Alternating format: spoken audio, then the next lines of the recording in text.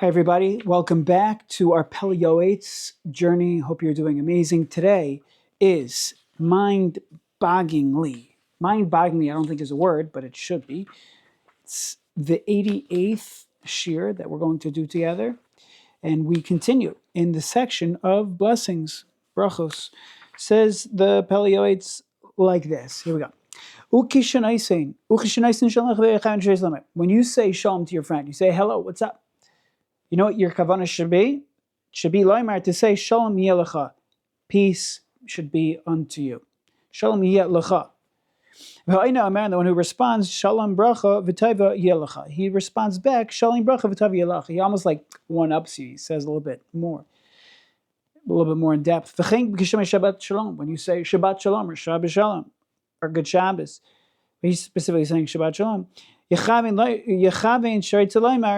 kavanah that what you're trying to say is b'zchus Shabbos, and the merit of Shabbos, Shalom Yelecha, you should have peace. The one who responds today, b'zchus Shabbos Yelecha Shalom Mevarach, you should also be blessed. Person should strive to receive blessings from poor people, and destitute people, Hashem, because Hashem listens to the needy. Be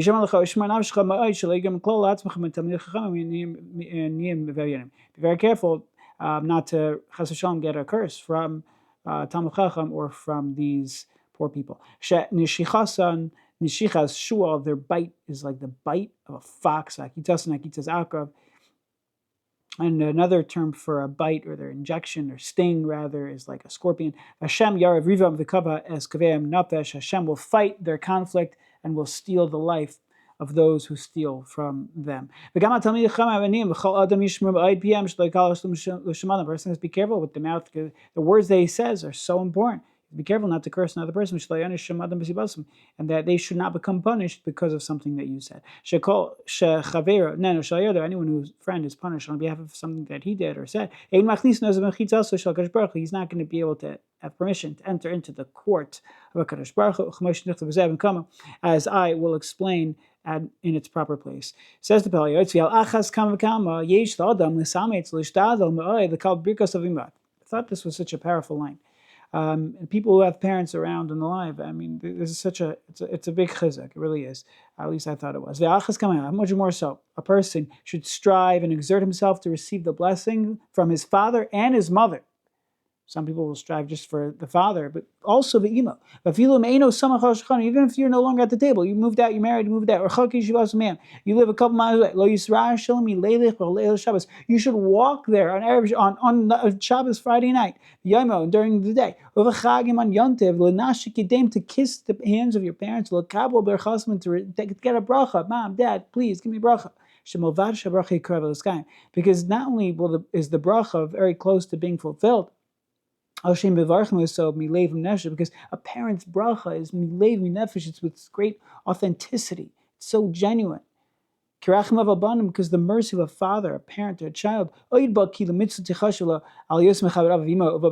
addition to the blessing that you're going to get it from getting a bracha from your mother and your father, is you're getting a tremendous reward of being fulfilling the mitzvah of kibbud av v'em in such a great way.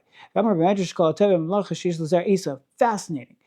All of the goodness and the royalty that was given and attributed to Esav, because he accomplished a lot in his life. He was high in stature. What was it in the merit of? Hu al shehechshev birkas aviv, because he was machshiv the bracha of his tata, of his father, vayitzak ta'aka gedolim ara, and because of the lack of bracha he really wanted, he cried bitterly and greatly. But as it says, Baracheni gamani avi, Father, how come you're not blessing me? And because he was machshiv the bracha of his parents so much, of his father so much, that gave him tremendous amount of merit in the life of Esav Harasha, an incredible idea. Person should be careful not to receive a curse from his parents, even though a parent doesn't curse from their leif. They don't want to see bad. You don't want to cause pain or discomfort or anger to your parents. Less chas v'shalom and evil comes about.